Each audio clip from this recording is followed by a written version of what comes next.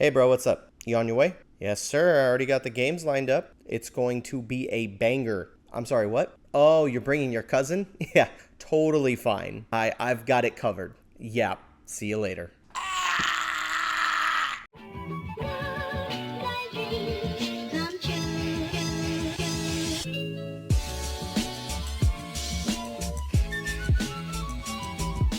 Welcome back to 9 to 5 Gamers, and today we are going to be talking about some games that are great at 5 players. But before we do that, don't forget, go ahead and hit that like button to help out with the algorithm. And don't forget, become a subscriber, man. We are on our way to 20K. I'm trying to get all the way up to 20,000. We're getting there slowly but surely. By the end of the year, maybe, hopefully we can get to that goal. And as always, if you like what I do and you want to support the channel, you can give financially through becoming a member. You can click the join button at the bottom there, or you can check out my Ko-Fi page and just provide some money there if you want to support this channel, which it goes to a good cause. I got some new lighting, so now I can... Wait, it has a remote control.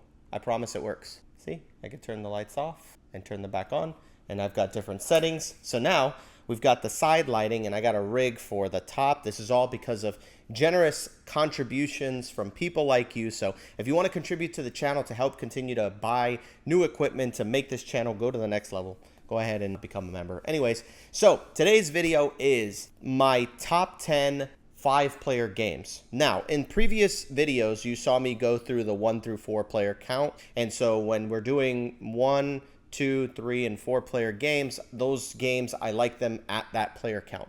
With 5, I don't necessarily love these games at 5. I don't think that's the reasoning. Like, I'm not saying like, oh, if you're going to play with 5, you have to play these games. I'm just saying these games play with 5. And I love playing these games at 5. Like, I would play these games at 5 any day. But with that said, we're going to go ahead and get into this video and start talking about all of these games on my list. So, my number 10 is a game called Neco Gima.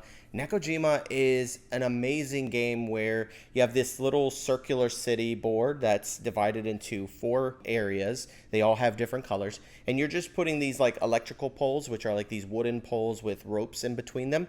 They're all different sizes, different lengths, and you're just trying to kind of stack them in the city. You have to roll some dice to figure out where you're going to put them. You can play this game cooperatively, competitively. You can play it with up to 5 people, and it's really fun because you can stack the poles like on top of each other, and you're not allowed to cross the wires. You're not allowed for the ropes to be touching any poles. The poles can't touch each other. And then eventually, when you're playing the game, you may have to place a cat on one of the wires. And when you do, you have to pick the right like spot, because sometimes the weight of the cat will drag down the poles.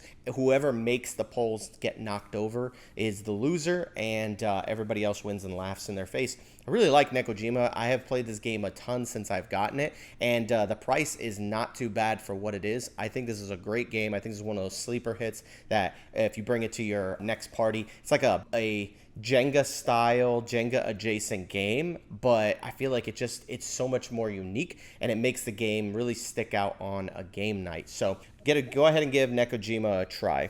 My number 9 is a game called Grande, and you might be saying to yourself, well, Jeremy, like, you talked about how much you hate this game. You're right. I hate this game so much. However, I went ahead and I bought the game. And because I listen to the people in my comment section.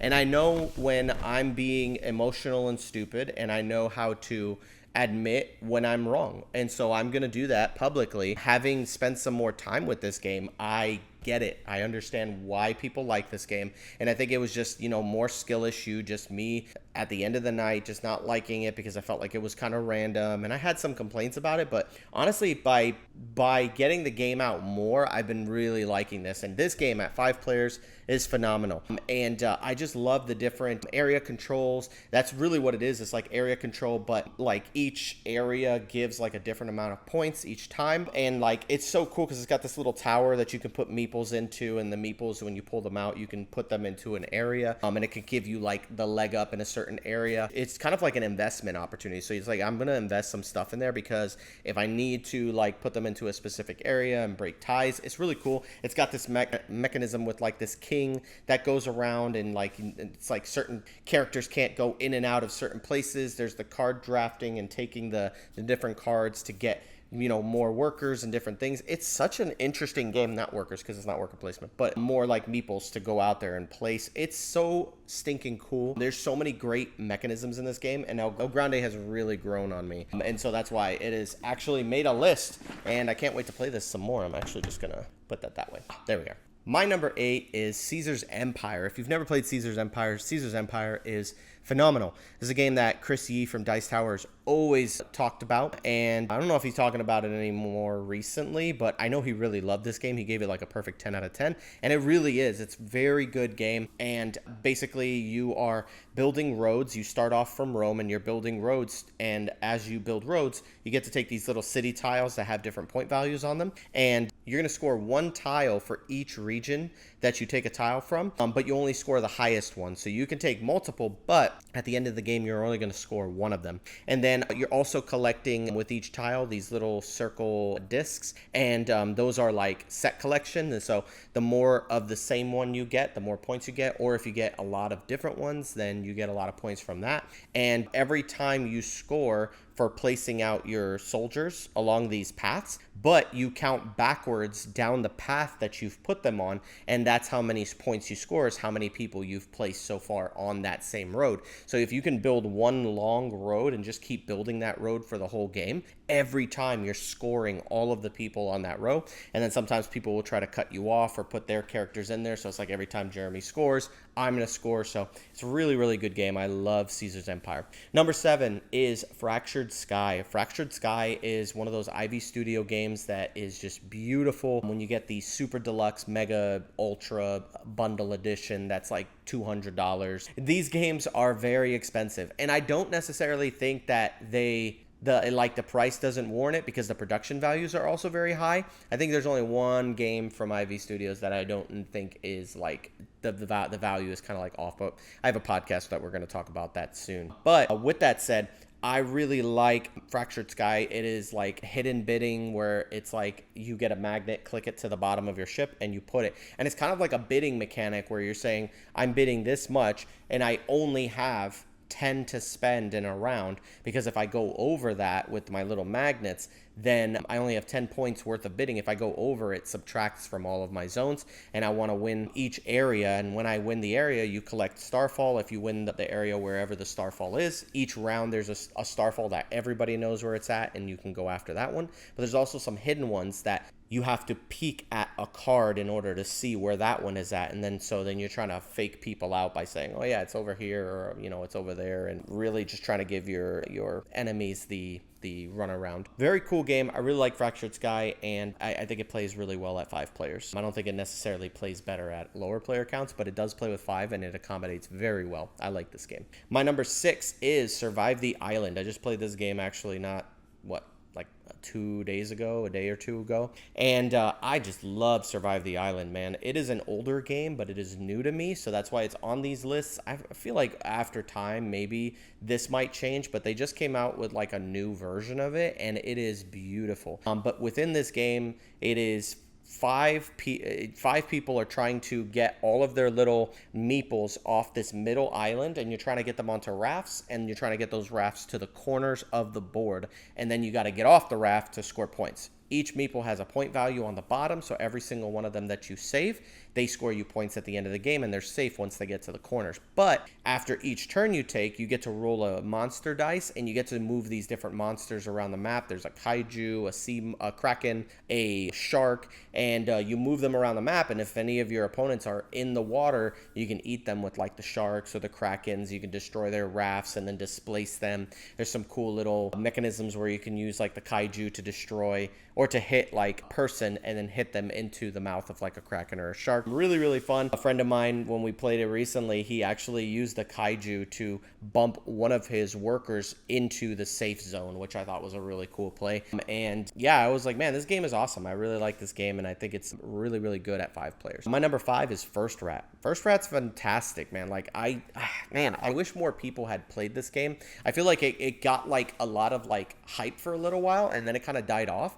But but it's a game that I'm like, bro, I think more people would enjoy this game if they had played it. But basically, you're just getting rats to go up a board and collect resources to build rocket ship parts, and then once you build rocket ships, you can send your little rats into outer space. The cool thing is, though, that you can kind of give birth to more rats as you play, and then you can have like 3 to 4 rats on the board at the same time and moving them all at the same time to gather more resources. But once you graduate or get one of your rats to become a ratronaut and you send them to space, they're off of the board and you can't use them anymore, and you're going to score a lot of points for doing that, but especially if you're the first person, but then you have less workers to kind of work with. So it's got a nice cool little like push and pull like game system that makes you go, man, I really gotta be careful what I do. You can buy upgrades for different things in the game, and if you don't want to buy the upgrades, you can actually just steal them, and then it sends all of your rats back to start, and then you can kind of start over going back up this track to get to the top. Super fun. I really like first rat. That's why it's my number 5. Number 4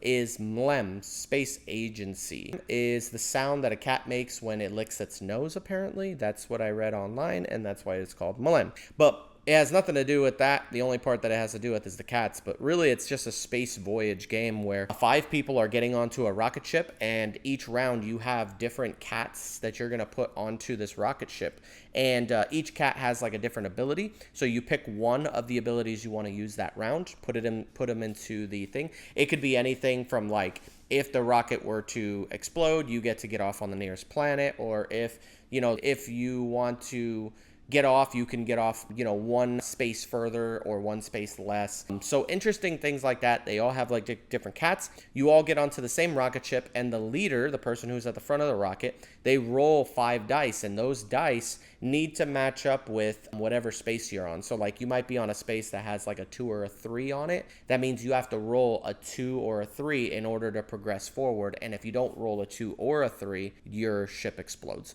And so it's like a push your luck game, and you're trying to get higher and higher up this map. You're passing up planets and moons, and you're trying to get to deep space where all the big points are at. But at any point during that voyage, you could jettison yourself off of the ship, eject yourself, and you can go onto a moon or a planet and claim the points that are there on that planet or on that moon. But it's got some area control, and then as well, it's got that, like, once you get off, if you're the captain and you get off first, everybody kind of shifts up, and then the next person in line becomes the captain for the rest of that voyage, which is pretty cool because you can kind of push your luck if you have the right skills and the right character tokens in your ship. There's a little bit of take that, but it's really not that bad, and it's like everybody has one like cat that does take that stuff, but it's really fun. I love MLEM, and it's just a really good push your luck game. Really fun, and got some great mechanisms in it. Number 3 is Kemet Blood and Sand. Kemet Blood and Sand is the best area control game in my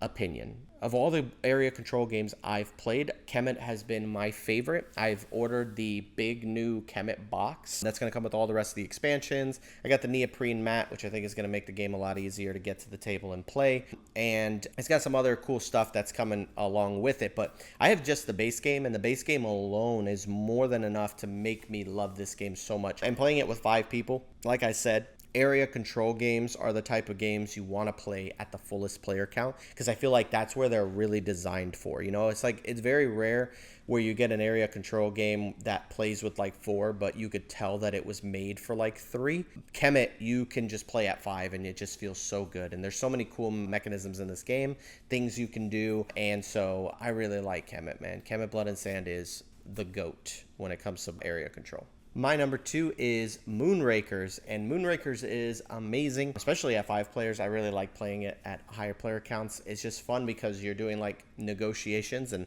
this is another Ivy Studios game where you are in outer space and you have your own ship, and you're trying to, it's a deck builder, and you can also buy modules for your ship to upgrade the ship parts, and you're just going to fulfill contracts. And so there's different contracts, and in order to fulfill the contracts, you have to complete or play cards of each of the symbols that's on there. And it feels a lot like Dominion, because in Dominion you only get 1 action, and so you can only play 1 card. But then there are cards that say, when you play this, you get 2 more additional actions. Now I can play 2 more cards. This one gives me an additional action as well, so now I can play another card, and you kind of combo as you build your deck. So it feels very much like Dominion, But the cool thing is that sometimes these contracts are kind of hard to fulfill because they've got a lot of symbols, and it's like I could never play this many cards in a single go. But if me and my 2 friends at the table, we did it together, then maybe we could get all of these symbols we need. But the kicker is that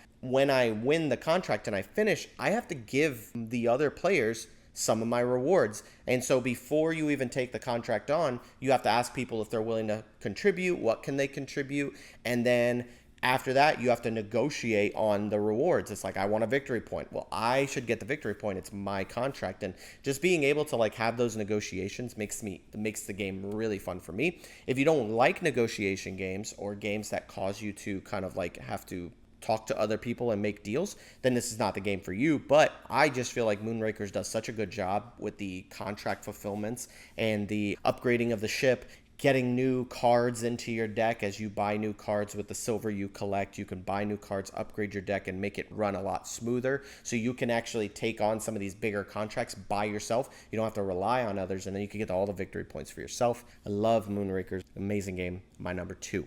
And my number 1 is Space Base. Bro, Space Base is one of the few games that I have given a perfect 10 on. It is a 10 out of 10 for me. I don't have any of the expansions. I just play the base game. But I love it because it's that game that you roll the dice and everybody has to pay attention, because it's like, if you roll a number that I have, I'm going to get rewards for it. So you have a space station with 12 slots, and then you have different cards in those, like ships in those different docks. And so like each ship provides you with some kind of resource when you roll those cards. And so any card that's in a dock, you can, when you roll that, the dice number that's on the card, then you can get those resources, right? And I think that's such a cool mechanic. But when you buy upgrades, when you upgrade the ships that are in your dock, the old ship gets taken out and replaced with the new one. And then the old ship, you turn it upside down and place it in the same dock on the top, upside down.